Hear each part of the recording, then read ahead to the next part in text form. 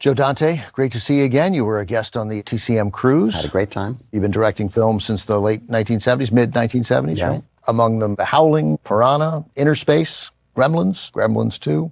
And Joe has this enthusiasm for film history. Where did that love of film begin?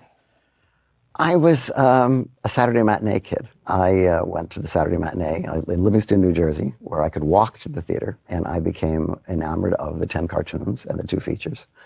And 10 cartoons? 10 cartoons. There was always 10 cartoons to get the kids in, and then they would run the 2 features, which, if it was an adult movie playing, they would book a Tarzan movie or a science fiction movie or something, and that would be for the kids. But if it was something that they thought was appropriate for kids, then they would run that too. And they would change on Wednesday, Sunday, and so Saturday and Sunday were different bills, and so I would go on Sunday too, instead of church. But for me, it was sort of like going to church, because when the lights go down and what am I going to see? How am I going to be transported?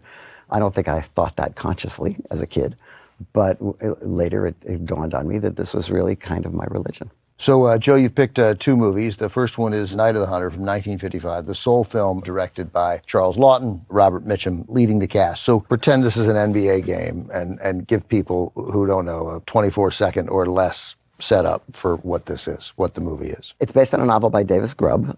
It's a very dark movie about a fake preacher named Harry Powell, and he is in jail with Peter Graves, who has stolen some money and is going to be executed. And he manages to figure out a way to get the money. And of course, it involves his 2 children. And so Mitchum insinuates himself into the lives of this family, with the widow. Shelley Winters, his widow. So a lot of film lovers like this movie. As a director, is there something that, as people watch it, they should look for that maybe they wouldn't otherwise see? Well, Charles Laughton was a very unusual director in that he had not made a film before. And his technique was very different than most directors. He would leave the camera on all the time. And it's an unusual way of making a picture.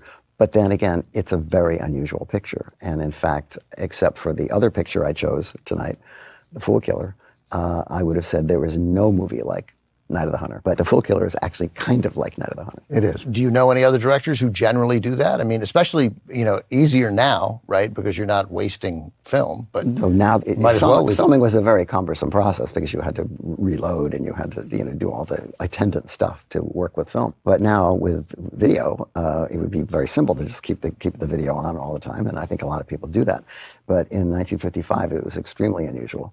And the crew, consisting of some terrific people, was totally behind it. They loved him, and they thought that he was a genius and that they were making a great film. Yeah, so Stanley Cortez, who shot the movie, the DP, and I'll paraphrase the quote, but basically said, I learned more about cinema from Charles Laughton than anybody else except maybe Orson Welles. And Cortez has his own particular style, which is the same whether he's working on a big budget movie or some of the really lower budget pictures he did later, which involves shadow and light and taking light off of things. And also the production design of the movie is extremely theatrical. It's not a realistic looking movie except when it goes outdoors.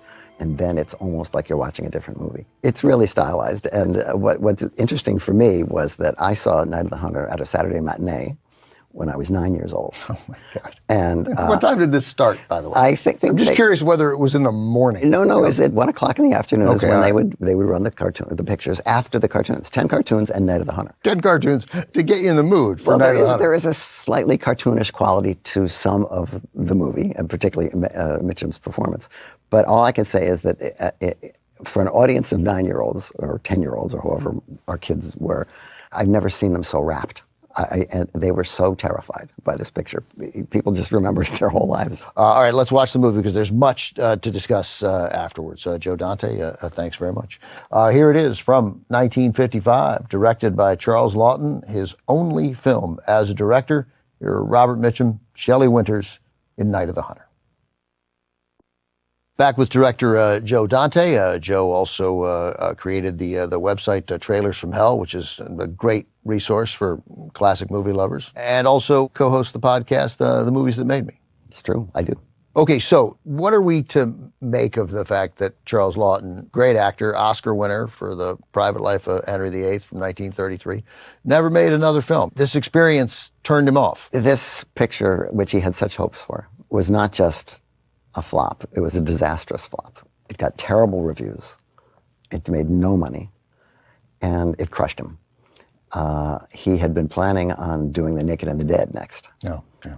And he was so disillusioned that nobody could see the merit in his work that he just said, okay, this is not something I'm going to do again, which I think is a loss for all of us. Once again, if you go back into the annals of criticism, there's a lot of situations where directors got so depressed by the bad reviews of the movies. Like David Lean didn't work for a couple of years after the bad reviews for Ryan's Daughter. And particularly a film as daring and unusual as Night of the Hunter, which I can understand that in 1955 it must have seemed rather bizarre, but it's obviously a work of art. And the fact that its creator was kept from giving us anything else, I think is really tragic. Do you read reviews? Did you in the beginning? I try not to, because there was a review of The Burbs where Vincent Canby said that this movie is as empty as a movie can be without actually creating a vacuum. It's a nice line. Well, it is a nice line, and it struck me, because I used to be a critic too, and it struck me about how sometimes they just love the idea of being able to craft a great put-down as opposed to actually talking about the movie. And in this case, people just did not understand the movie. They didn't understand why he made it. They didn't understand that it was supposed to be scary and funny. They were offended that kids were in it. It was the wrong movie at the wrong time. It was a real bad break for him. The Burbs is good, by the way. I mean, it's not. It's no Night of the Hunter. No, it's no. Oh, yeah, okay, it's not. But there's a lot of room between A Vacuum and Night of the Hunter for good movies, you know. So the use of shadow and light and the way the silhouette of Mitchum is seen throughout the movie, whether he's standing still or riding a horse or sitting out on the stoop in the front yard, is that purely collaborative, or is it a DP like Stanley Cortez saying, I got an idea, and Lawton going along with it, or Lawton telling him, I want this? Well, Lawton did a great deal of study of silent movies before he made this picture. And he sort of treated the movie as a silent movie. And the fact that Lillian Gish is in it obviously creates a connection there, although Lawton had actually asked Elsa Lanchester to play the part. Who was his wife. Yeah. And she said, no, you should get Lillian Gish, because you're watching all these silent movies. We got to talk about Lillian Gish just for a sec, because she's so great in it. You don't know what to make of her at first, and then she just turns out to be so wonderfully caring. That is a real maternal figure that shows up in this movie and sort of saves, I suspect, kids, 9-year-olds watching this movie who were, desperate for something good to happen. It helped us get through that Saturday matinee, that's for sure. She's wonderful in the movie and gives it a lot of heart. And also, which is helped also by the Walter Schumann's musical score, which is really moving. And there's some rather odd but beautiful songs in it. And it's a movie that I get choked up every time I watch it. I mean, it's a very emotional movie, especially for a picture that's so sort of off-putting in a lot of ways. And in what amounts to a small part, but critically important, Shelley Winters also really delivers. She does. She's aching. She's quivering with cleanness. That's right. She's quivering with cleanness, yeah. And then that's a little cartoonish, too. I mean, just the manner in which she is killed is a little cartoonish. Well, that's also one of the most stagey scenes. Yeah, but it's very stagey, which is the Valse Trieste thing with the set that looks like a church and the deliberate movements in slow motion that were apparently choreographed to the music. There's just so much goodness in this movie that it's hard to imagine that people didn't see it. Well, plenty of people see it now. It is sort of universally loved. And I will tell you that Joe Dante would not have picked this movie unless we could have secured the rights to the film that we're showing next. This is true. A movie that is clearly inspired by The Night of the Hunter. Stick around. Joe and I will return with The Fool Killer, starring Anthony Perkins, next on TCM. Next on TCM, The Fool Killer, then This Side of the Law, and later, Twice in a Lifetime. Second time's a charm on TCM today.